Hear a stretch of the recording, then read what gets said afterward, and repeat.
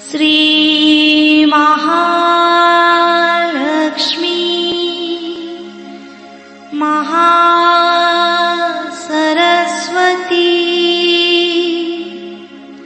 महाकाली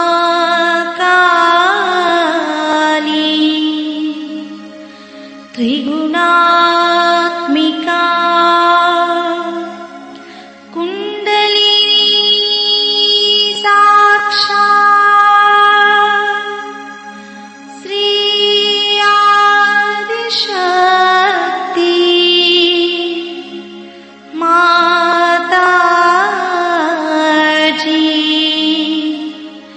श्री निर्मला देवी नमो नमः।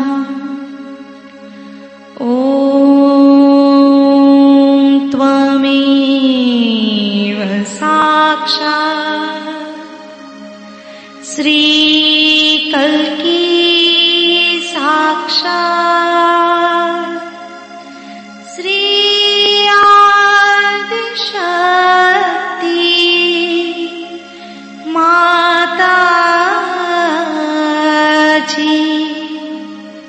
श्री निर्मला देवी नमो नमः। ॐ त्वमेव साक्षात् श्री कल्की साक्षात् श्री सहस्रार स्वामिनी मोक्ष प्रदायिनी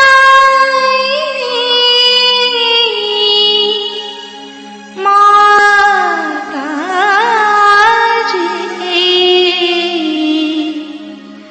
श्री निर्मला देवी नमो नमः।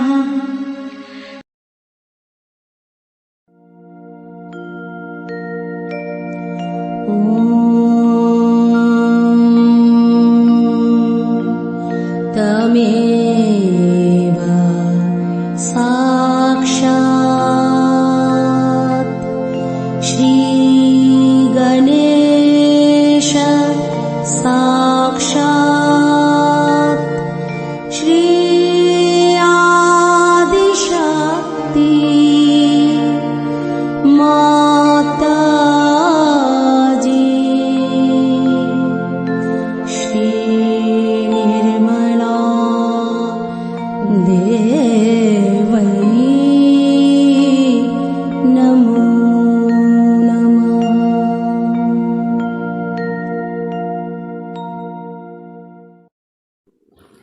जय श्री माता जी।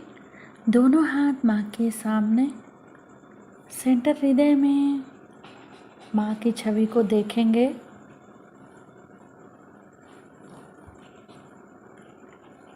बीचों बीच हृदय में माँ को, श्री माता जी को बुलाएंगे। परम पूजनीय श्री माता जी, कृपा करके हम सभी के हृदय में अपना स्थान ग्रहण कीजिए। बार बार प्रार्थना, श्री माता जी कृपा करके हम सभी के हृदय में स्थान ग्रहण कीजिए। श्री माता जी हम सबको क्षमा कर दीजिए, हम सभी अज्ञानी हैं। सेंटर हृदय में श्री माता जी के प्रेम को अनुभव करेंगे।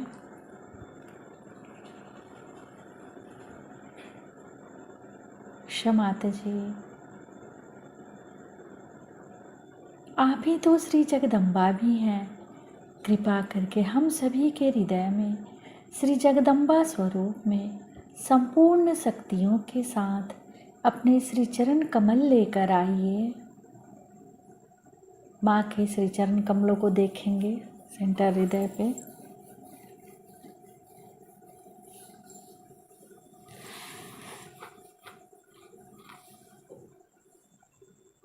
श्री माता जी, कृपा करके हम सभी के हृदय को अपने प्रेम से भर दीजिए। श्री माता जी, हम सभी आपसे बहुत प्रेम करते हैं, हम सभी के हृदय में आइए।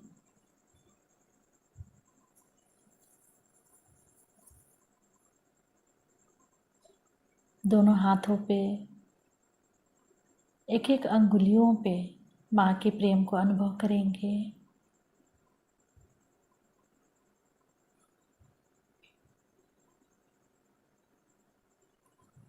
धीरे धीरे अपने संपूर्ण चित्त को राइट स्वादिष्ठान पे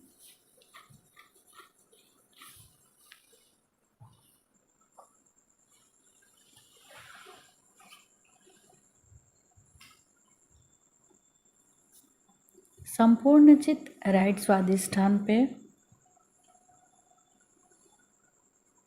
श्री माता जी, आप ही करता हैं, आप ही करविता हैं। हम सभी के अंदर से समस्त कर्ता भाव समाप्त कीजिए।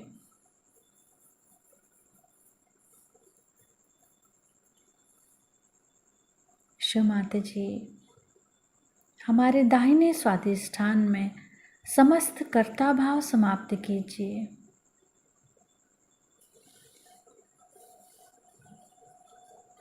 चित शक्ति मंत्र ओम त्वमेव साक्षात् श्री चित शक्ति साक्षात् श्री आदि शक्ति माता जी श्री निर्मला देव्यै नमो नमः।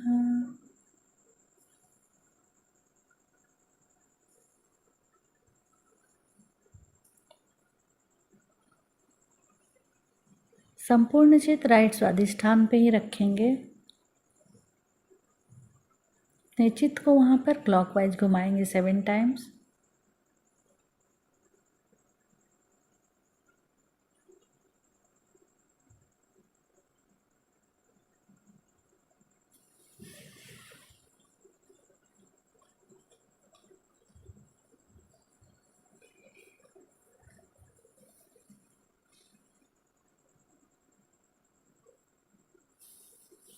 धीरे धीरे अपने संपूर्ण चित्त को राइट नाभि पे माँ के श्री चरण कमलों को देखेंगे। शिव माता जी, कृपा करके अपने श्री चरणों की शीतलता हमारे लीवर पे प्रदान कीजिए।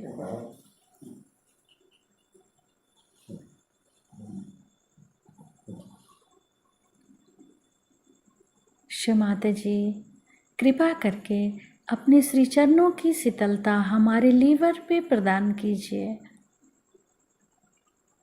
अपने चित्त को भी राइट स्वादिष्ठान से फिर राइट नाभि पे क्लॉकवाइज घुमाएंगे।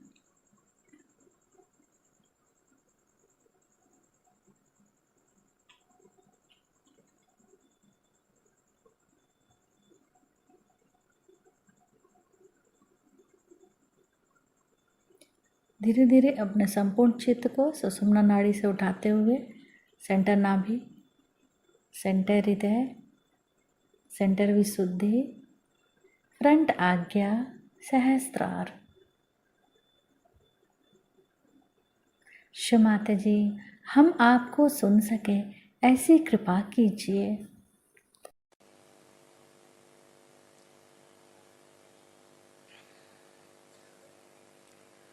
कल आप लोगों को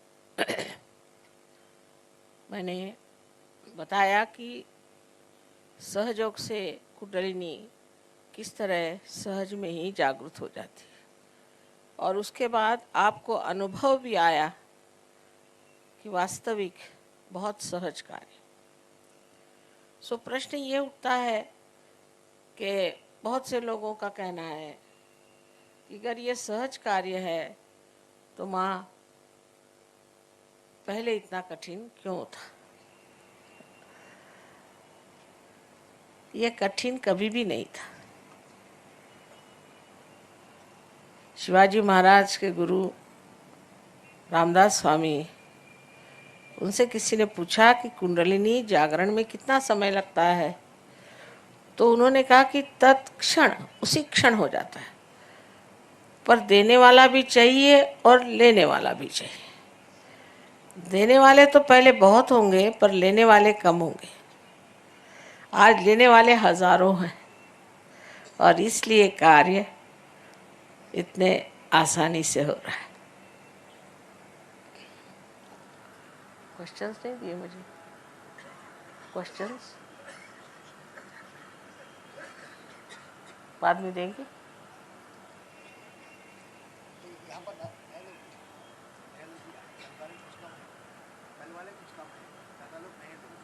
अच्छा,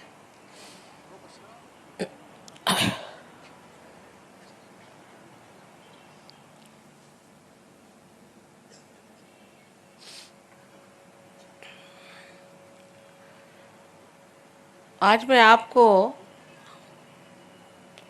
आत्मा के बारे में बताना चाहती हूँ, क्योंकि आत्मा को प्राप्त करो, आत्मा को सिद्ध करो, ऐसा तो सबने बताया, पर उसका निरूपण कहीं हुआ नहीं ठीक से कि क्या आत्मा चीज़ क्या है और उससे हमें क्या क्या प्राप्त होता है।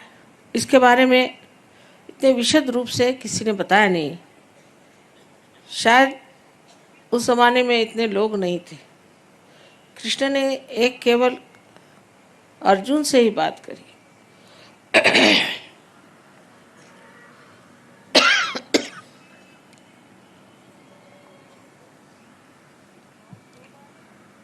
और जो बात अर्जुन से कही वो भी इस ढंग की है कि सर्वसाधारण बुद्धि का मनुष्य उसे नहीं समझ सकेगा, क्योंकि श्री कृष्ण एक डिप्लोमैट थे, डिवाइन डिप्लोमैट।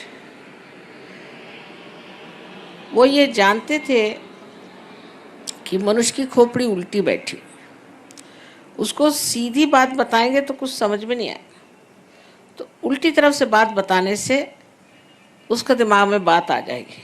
नहीं, हजारों वर्ष पहले की बात है।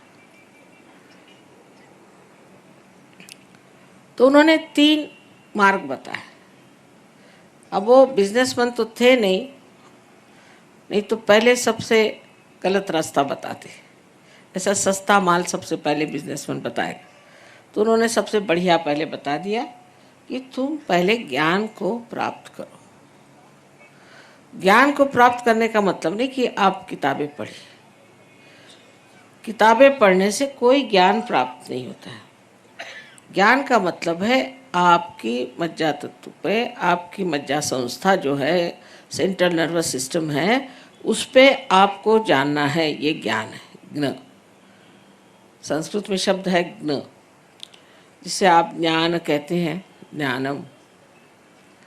ये शब्द थॉमस जब आया था हिंदुस्तान, ईसा मसीह का शिष्य, तो उसने भी यूज़ किया, पर उसकी किताब 1600 साल तक लोगों ने गाड़ के रखी।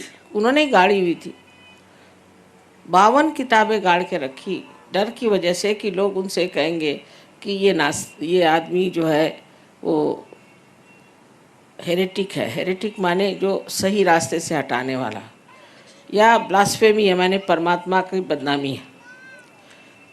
उन्होंने ये बात लिखी कि परमात्मा को जानना जो है वो एक अनुभव है, और जब तक वो अनुभव प्राप्त नहीं होता तब तक आप ज्ञानी नहीं हो सकते।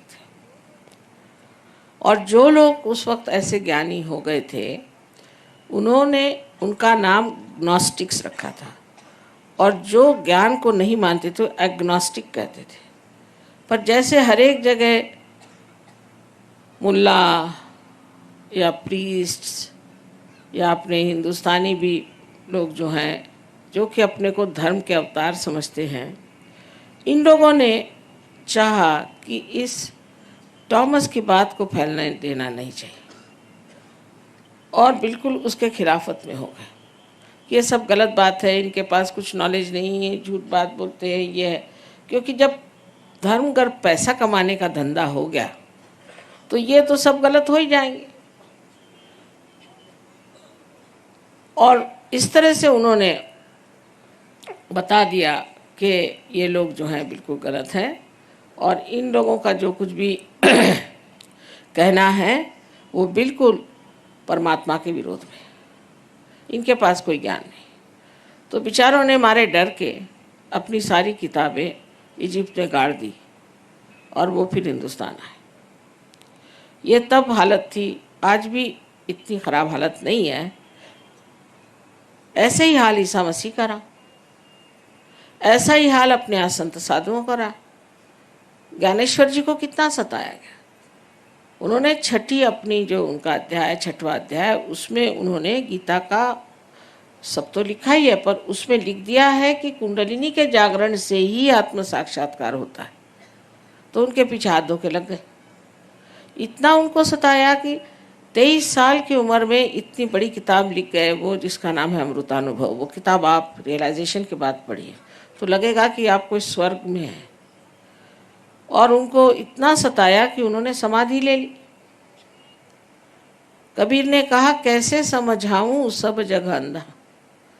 सबका एक ही हाल, सबको छल छल के मारा गया। संतों का क्या हाल हुआ आप जानते ही हैं, मुझे बताने की ज़रूरत नहीं। तुकाराम का क्या हाल हुआ, और नरसिंह भगत हो गए। सब लोगों को सताने के सिवाय और लोगों ने कुछ नहीं किया। तो उनकी बात कौन सुनेगा, क्योंकि वो जो बात कह रहे थे वो सच्ची बात कह रहे थे। और जो लोग अपना पेट भरना चाहते हैं भगवान के नाम पर, उन लोगों से कौन बता सकता है। ये बड़े बड़े जो ऑर्गेनाइजेशंस बने हुए हैं, आपको पता नहीं, मुझे बताने में कोई हर्ज नहीं है कि ये जो वेटिकन बना हुआ है, इसका जो बैंक है, अपने हिंदुस्तान का पैसा पहले वहाँ जाता है और फिर स्विट्जरलैंड जाता है। ये क्या भगवान का काम है? इसी प्रकार यहाँ भी पैसे का परमात्मा से क्या संबंध हो सकता है? हो ही नहीं सकता। ये तो आपने बनाई हुई चीज़ है। भगवान को क्या पता पैसा क्या चीज़ होती है।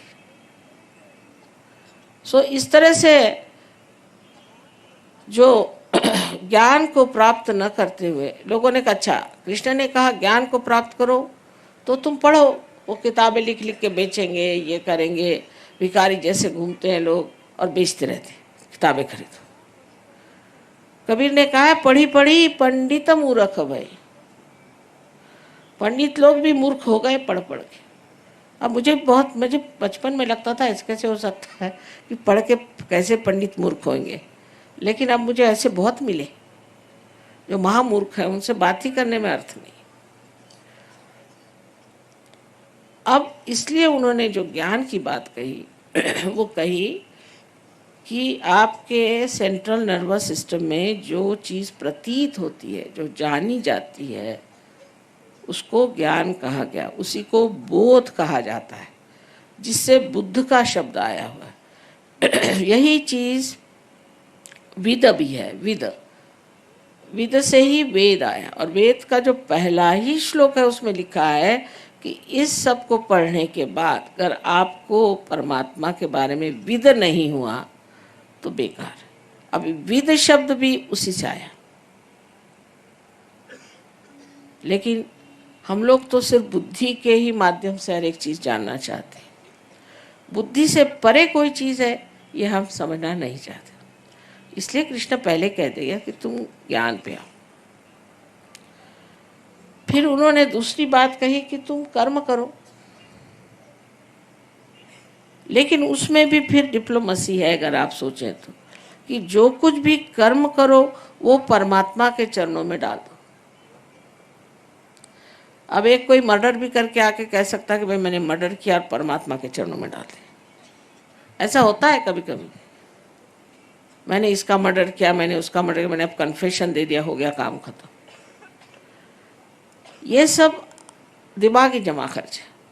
अगर मनुष्य अपने में ऐसा एक समाधान ले ले कि जो भी मैं करता हूँ परमात्मा के नाम पे करता हूँ, तो ऐसे आदमी को सिर्फ यही कहना चाहिए कि वो गलत फहमी में है।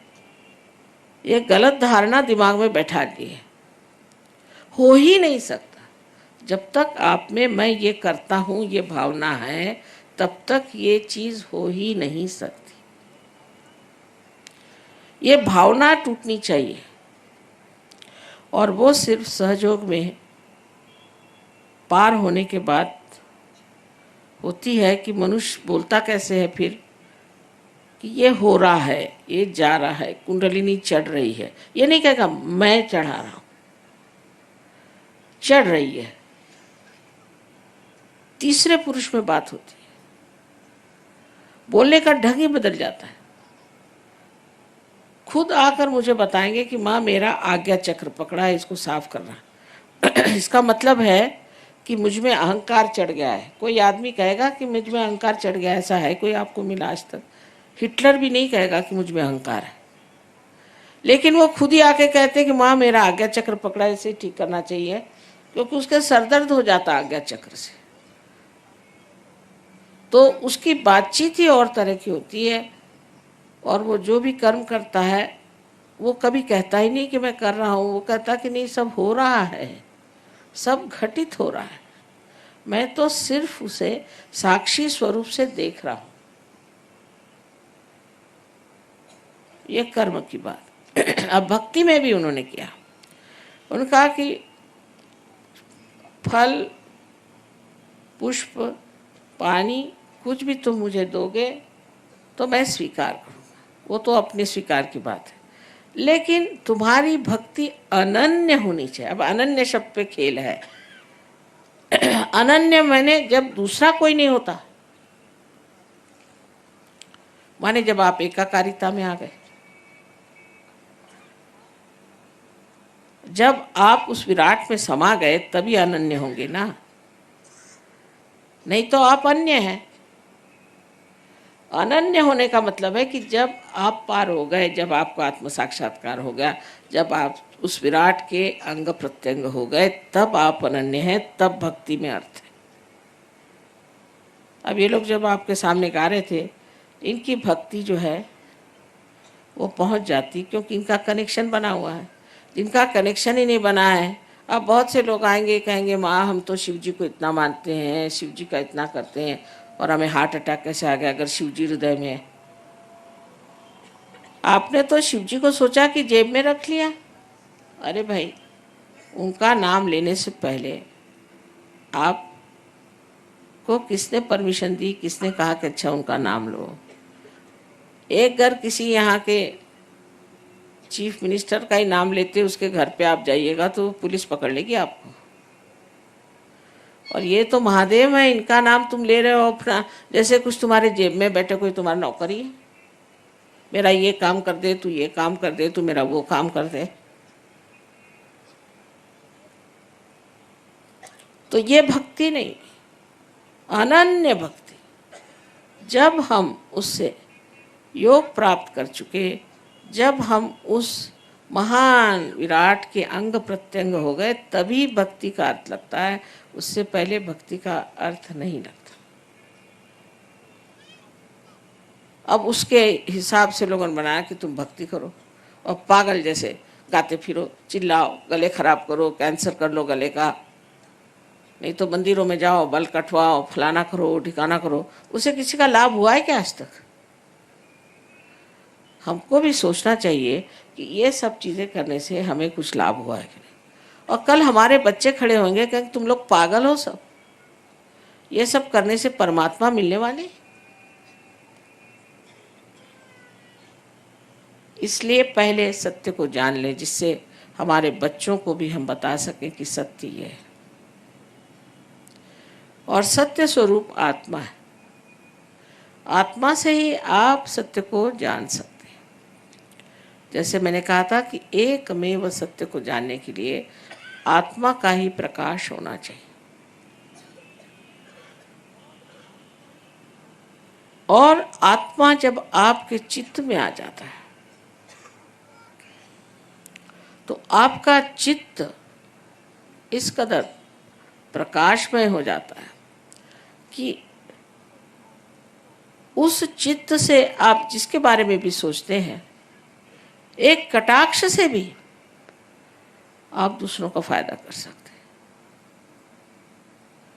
ऐसा चित्त होता है कि जहां भी आप चित्त डालें, फौरन आप जान जाइएगा कि इस व्यक्ति में क्या दोष है, इस व्यक्ति में क्या दोष है। आजकल आपको मालूम है कि हजारों ऐसे भूंदूगिरी करने वाले निकले हैं, उन्होंने पहन लिए कपड़े और निकल आए, कुछ ऐसा वैसा जंतर मंतर कर दिया, हो गया काम खत्म, और लोग उनके पीछे में पागल। कोई कोई तो जेल से छूट के सीधे काशाय वस्त्र पहन के जर्मनी चले जाते, एक से एक लोग हैं। हम उसी पे पूरी तरह से सोचने लग जाते हैं कि वाह वाह वाह वाह क्या है।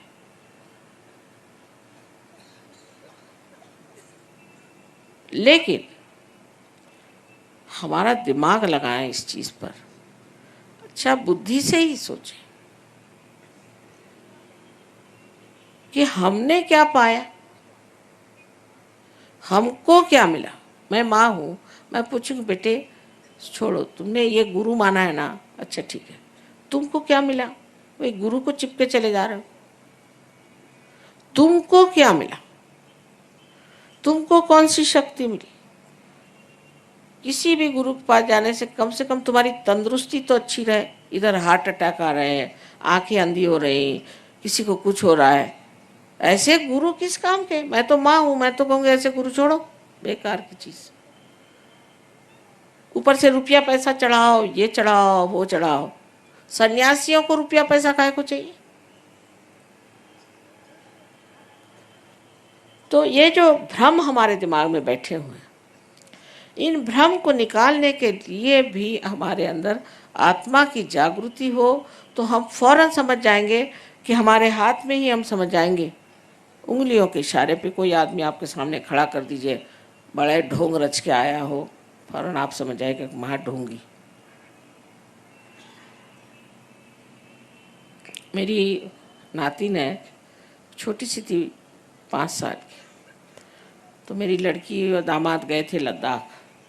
वहाँ पे गुरुजी बन के बैठे हुए थे एक ढेले पर। वहाँ के वो उस जगह के वो बड़े भारी गुरुजी थे, और सब जाए उनके सामने, झुक जाए। इससे रहा नहीं गया। फिर उसके माँ बाप भी गए, उन्होंने देखा सभी झुक रहे, मैं नहीं झुको तो कैसे। जाके खड़ी होकर उनके सामने सीना तान कहती कि तुम क्या सबसे पैर छुआ रहे हो, तुम तो पार भी नहीं हो, साफ कह दी। अब ये माँ बाप जरा गड़बड़ा गए कि ये कह। एक बार रमन महर्षि के प्रोग्राम में मुझे बुलाया था।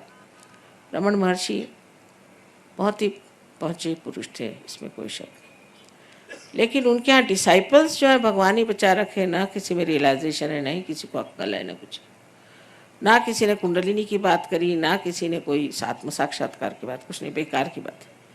तो एक साथ बड़ा भारी चोगा पहन के बैठे थे, कोई रामकृष्ण आश्रम के कोई बैठे थे, बड़े भारी मठाधीश।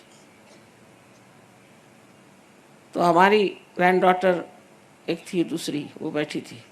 तो उसने देखा फिर उठ के खड़ी हुई सामने बैठी थी। बहुत से सहयोगी भी थे। नानी ये मैक्सी वाले को यहाँ से भगाओ, मुझे बड़ी गर्मी आ रही है, मैक्सी वाला। तो हमारी पहचान क्या, कौन को आपका गुरु हो सकता है? वही हो सकता है सदगुरु, वो ही जो साहिब मिली है।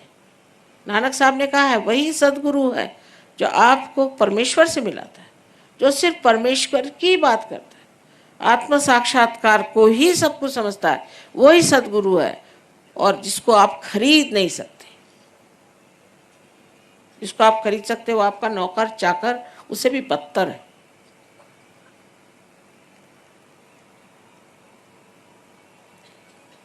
आप लोगों को खुद सोच लेना चाहिए कि हमने क्या पाया। आत्मा के बल से आप जान जाइएगा कि कौन सच्चा है और कौन झूठा है, और कौन हमें परमात्मा से मिलाता है। हाँ, अगर आपको और गलत सलत काम करने होए तो दूसरी बात है, वो मेरे पास नहीं। जैसे इसको मार डालो, उसको कत्ल कर दो, ये कर दो, ये तांत्रिकपना, ये मेरे पास नहीं। पर अगर आप परमात्मा को वास्तव में खोज रहे हैं और उसमें सच्चाई है, तो पहले ये सोचो कि हमने क्या पाया, हमें क्या मिला। ये बड़ी सोचने की, विचार की बात है। मैं 1970 साल से इन लोगों के बारे में सबसे बताती आ रही। तो उन्होंने जाके बता दिया कि माँ आपको लोग मार देंगे। मैंने कहा मुझे मारने वाला अभी तक पैदा नहीं हुआ। किसी ने मेरे ऊपर केस नहीं की, किसी ने कुछ नहीं किया, सब चुपचाप बैठे। क्योंकि सच्चाई मुझे मालूम है। मैं तो उनके मुंह पर कह सकती हूँ कि तुम लोग सब झूठे हो, सबको बेवकूफ़ बना रहे और सबका पैसा खा रहे हो,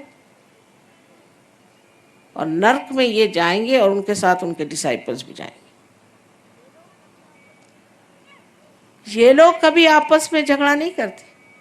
क्राइस्ट ने कहा है बहुत साफ कि सैतान will not speak against his own house. सबने एक एक कमरा ले लिया है। अरे भैया तू भी चलने दे अपना धंधा और मुझको भी चलाने दे। मेरे बारे में तू कुछ मत कहना और मैं भी तेरे बारे में, तू भी अच्छा और मैं भी अच्छा। दोनों हाथ से हम पैसा इकट्ठा करें। सिर्फ पैसा ही इकट्ठा नहीं करते, आपकी कुंडलिनी खराब कर देते हैं, आपका शारीरिक आपको तकलीफ दे देते हैं। इनको क्या अधिकार है आपकी कुंडलिनी खराब करने का, या आप लोगों को सत्य से विचलित करने का? क्योंकि आप लोग परमात्मा को खोज रहे हैं, आप लोग भक्त हैं, आप लोग सीधे साधे हैं, इसलिए आपको बेवकूफ़ बना रहे हैं और आप लोग भी उनके चक्करों में आ रहे हैं। वो भी मोहनी मंत्र करते हैं, वो लोग भी मेस्मरिज्म चलाते हैं। मैंने देखा है कि लोग मार खाते जा रहे हैं, मार खाते जा रहे हैं। घर में बीमारी पे बीमारी, सब तरह के आफत, उनके घर से लक्ष्मी उठ गई, सब कुछ, पर तो भी वो गुरु के पाँव नहीं छोड़ेंगे। अरे भाई कुछ तो अकल रखो।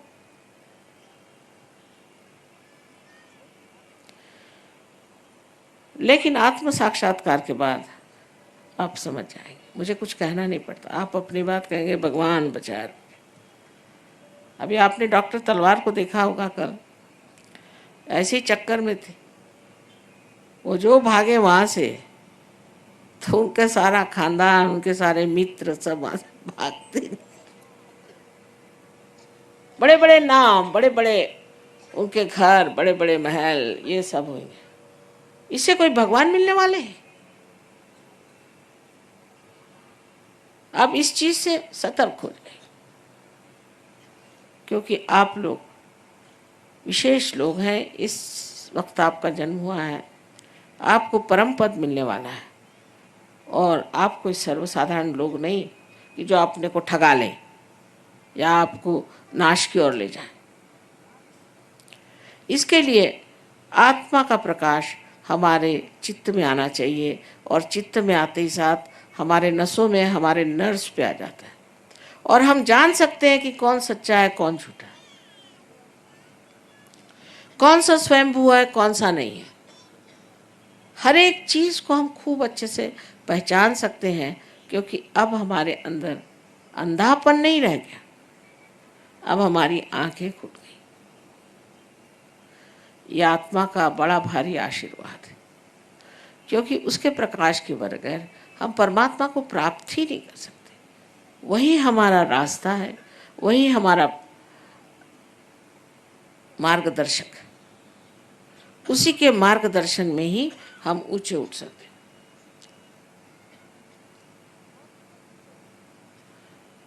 और सबसे बड़ी चीज आत्मा की जो है वो ये कि आपको वो आनंद के सागर में ढकेल लेता है। आत्मा का आनंद एक अपना विशेष है। अब ये लोग देखिए सब रईस घरों के हैं, यहाँ जो आए के पास मोटरें हैं, सब घर वर है, सब कुछ। अब यहाँ बेचारे कैसे भी रह रहे, 7-8 दिन से तो ट्रेनें में रह रहे हैं, और कुछ पूछो तो नहीं ना, हम तो बड़े आनंद में हैं माँ। क्योंकि आत्मा का जो आराम है, कंफर्ट है, वो बहुत बड़ी चीज़ है। फिर दुनिया भर की चीज़ों से कोई मतलब नहीं। आपकी ईर्ष्या, आपकी घृणा किसी से, कोई सी भी ऐसी गंदी भावनाएं सब फटकती ही नहीं। कोई है अपनी जगह, कोई दूसरा अपनी जगह, कोई एक दूसरे की गर्दन नहीं काटता, कोई एक दूसरे को सताता नहीं, बस उस आनंद के सागर में सब मौज से रह रहे हैं। अब 55 देशों के लोग हैं।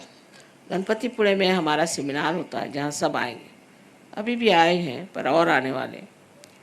ये कभी लड़ते नहीं आपस में, कभी झगड़ते नहीं, कोई नोच खसोट नहीं, कोई कभी झूठ बोलना नहीं, कोई पैसा खाना नहीं, कुछ नहीं, कुछ नहीं, कुछ नहीं। जब ऐसे लोग तैयार हो जाएंगे तो ये सब लड़ाई झगड़ा खत्म हो जाएगा। धर्म के मामले में सब धर्मों में हमारा विश्वास है। एक ही धर्म को लेकर बैठे, हमारा ही धर्म सबसे अच्छा है, हो गया झगड़ा शुरू। आपका धर्म का सबसे अच्छा है तो क्यों नहीं सारी दुनिया में आपने शांति प्रस्थापित कर दी। तो ये हम लोग विश्व धर्म के मानने वाले हैं, क्योंकि आत्मा विश्वव्यापी है। सबके अंदर एक ही परमात्मा का प्रतिबिंब है और सब लोग सामूहिक हैं और सारे विश्व में का हृदय में एक ही आत्मा का प्रकाश है। तो फिर हमारा कैसे धर्म अलग हो सकता है? हमारे यहाँ मुसलमान भी हैं, ईसाई हैं, जूस हैं। अब जूस लोग ईसा मसीह को नहीं मानते, ईसा मसीह को मानते हैं। मुसलमान लोग गणेश जी को मानते हैं, यहाँ पर भी एक दो आए हुए। और हिंदू लोग मोहम्मद साहब को मानते हैं, क्योंकि उनकी खूबियां हमें पता नहीं। जैसे घोड़े को बांध देते हैं ना ब्लिंकर्स, ऐसे हम लोगों ने बांध लिया, हमारा धर्म सबसे अच्छा। फिर जो धंधा करना हो धंधा करो, उसमें कोई हर्ज नहीं, कोई से भी धंधे करने में हर्ज नहीं। पर हम ये हैं, हम इस जाति के। विश्व धर्म की स्थापना अब हो गई और ये लोग सब विश्व धर्मी हैं। हर धर्म का मान है, हर तरह के लोगों का मान है, हर देश के लोगों का मान है। और सबसे अधिक जितने अवतरण हो गए, जितने प्रेषित हो गए, माने प्रॉफिट्स हो गए, जितने दृष्टा हो गए, जितने संत हो गए, इन सब का विश्वव्यापी स्वरूप समझ करके ये लोग उनको मानते हैं। मानने का मतलब ये नहीं कि मैंने मान लिया, मैंने राम को मान लिया, बस राम को मान लिया इसका मतलब आप राम हो गए क्या? आपके अंदर राम के कौन से गुण आए बताइए। श्री राम को तो आपने मान लिया, और आपके अंदर कौन से गुण आए? अभी एक साहब मिले थे, बड़े भारी मिनिस्टर, वो कहे श्री राम को मैं मानता हूँ, अपना भतीजा, अपना भांजा, अपना ये, उसको सबको नौकरी लगा रहे हैं। मैंने कहा उन्होंने तो अपनी बीवी को तक छोड़ दिया और आप ये सब रिश्तेदारी लगा रहे हो, तो कहाँ से राम को मानते हो? मैं तो राम को मानता हूँ। माने राम बड़े कि आप? इस तरह की हम अपने साथ छलना करने से कोई फायदा नहीं। हमें अपने साथ बड़ी ईमानदारी रखनी चाहिए और इस ईमानदारी में हमें एक प्रेम से सोचना चाहिए कि भाई हमने अपने लिए क्या किया, हमने अपने लिए क्या माना, हमने अपना कौन सा उद्धार कर लिया, हम कौन से ऐसे विशेष प्रदेश में गए, ऐसे कौन से महान उच्च विचारों में हम अपना जीवन व्यतीत कर रहे हैं। ऐसा तो कुछ हुआ नहीं, तो फिर मान लेने की बात क्या? मानने का मतलब है कि हमारे जीवन में उसका प्रतिबिंब दिखना चाहिए, लोगों को दिखाई देना चाहिए कि आपने अगर किसी को मान लिया है तो आप में भी उसकी कोई न कोई छवि है, उसका कोई न कोई अर्थ है, वो कोई न कोई मतलब रखता है, उसका आपके जीवन में भी कोई न कोई प्रादुर्भाव है। जब तक ये चीज़ नहीं दिखाई देगी तब तक आप किसी को भी मानते रहें, मंदिरों में जाएं, चाहे मस्जिदों में जाएं, चाहे गिरजों में जाएं, चाहे दरबार साहब पढ़ें, सब एक ऐसी चीज़। उससे अब बच्चों में ये बात आ गई कि क्यों ये सब करें हम, और सही भी बात है क्योंकि वो बुद्धि लगाते हैं। आपको चाहिए कि अब धर्म को आप पूरी तरह से जानें और इस धर्म को क्यों पालन करना है। क्यों धर्म को पालन करने को कहा था? क्योंकि जब तक धर्म के सहारे हमारे अंदर संतुलन नहीं आ जाएगा तब तक हमारी उड़ान नहीं हो सकती, हम चढ़ नहीं सकते, हम बढ़ नहीं सकते। इसलिए इस संतुलन के लिए इन्होंने कहा था कि धर्म में रहो, पर सहयोग में आप अधर्मी भी हो कोई हर्ज नहीं, आपको पहले संतुलन में बिठा देंगे और फिर आपको उड़ा देंगे। रिपेयरिंग शॉप है सहयोग, सब तरह का इंजीनियरिंग इसमें होता है। कोई का राइट साइडेड है तो उसको राइट साइड में बिठा, लेफ्ट साइड में करके बीच में ले आएंगे, बस बीच में ला के और बीच में आते साथ उसकी कुंडलिनी जागृत हो जाती। कुछ ज़्यादा नहीं करना पड़ता। आपकी जो भी मशीनरी जैसी भी हो वो सब ठीक करने के यहाँ माहिर लोग हैं, और एक दिन आएगा आप भी सब ठीक कर लेंगे बगैर स्क्रू ड्राइवर किसी चीज़ के, आप सबके स्क्रूज ठीक कर देंगे। या आपके अंदर शक्ति आ जाएगी बिल्कुल, और ये आते ही साथ देखिएगा आप, एक आदमी हजारों लोगों को पार कर सकता है। कुछ आप कम है किसी से? अरे ये गुरु लोग जिन्होंने कुछ पाया नहीं, जिनके पास सत्य भी नहीं है, लालची झूठे, इन लोगों ने अपने तो इतना ये बना लिया, और तुम सच्चे लोग होकर के तुम कुछ नहीं बना रहे।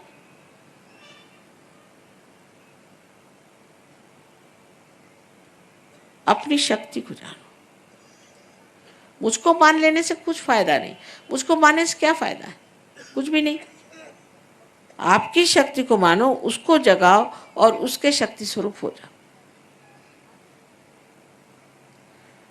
तो आज मैंने आपसे बताया है कि आत्मा से आपको किस तरह से आपका चित्त आलोकित हो जाता है, और आप सत्य को किस तरह से जानते हैं, और किस तरह से आप आनंद में विभोर हो जाते हैं। ये सब चीज़ें वास्तविक में होती हैं। ये कुछ मैं ऐसी बातें नहीं बता रही हूँ कि जिससे बच्चों को माँ भुलाती रहती है। वास्तविक सच्ची बात है, और ये सब आप सब कुछ प्राप्त कर सकते हैं, बहुत आसानी से प्राप्त कर सकते हैं। सिर्फ ये है कि अपने साथ सच्चाई रखो और अपने को किसी के हवाले मत कर दो। अब क्या करूं, मैं इस गुरु का शिष्य हूँ। क्या तुम इसलिए पैदा हुए थे कि इस गुरु के शिष्य बने रहो जिंदगी भर? तुम किस लिए पैदा हुए थे? नाम आनंद, और शक्ल देखिए तो ऐसी कि अभी कब्र में जा रहे हैं। तुम्हारे माँ ने पता नहीं क्या सोच के तुम्हारा नाम आनंद रखा था। पता हुआ उस गुरु की मैं सेवा कर रहा था माँ, तो ऐसा ही हाल हो गया मेरा, कैंसर से मर रहा हूँ। अगर तुम कैंसर से मर रहे हो तो तुम्हारा गुरु क्या कर रहा है?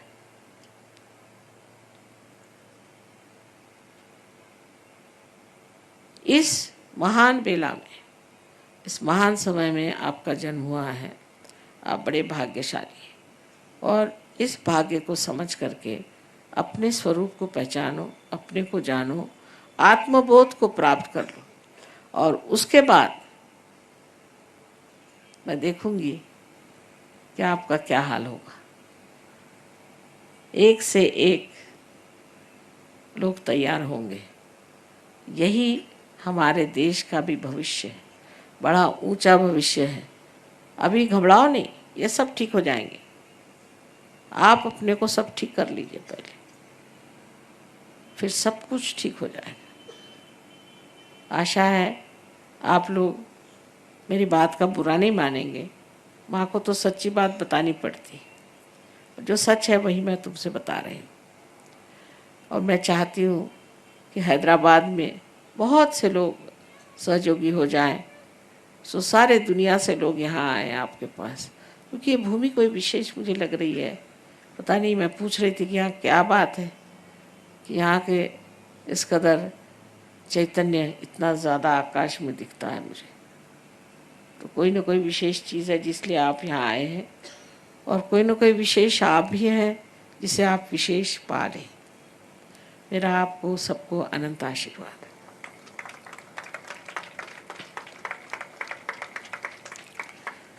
मैं 1 साल बाद आऊँगी, मेरा तो साल से पहले आना होता नहीं है, लेकिन तब तक आप लोग बड़े बड़े वृक्ष हो जाइए, और यहाँ जो सहयोगी लोग हैं उनकी बातें बुरा नहीं मानना। अगर वो कुछ बताएं तो बुरा नहीं मानना, वो लोग भी ऐसे ही थे, फिर वो लोग भी ठीक हो गए और अब आप लोग भी सब ठीक हो जाएं।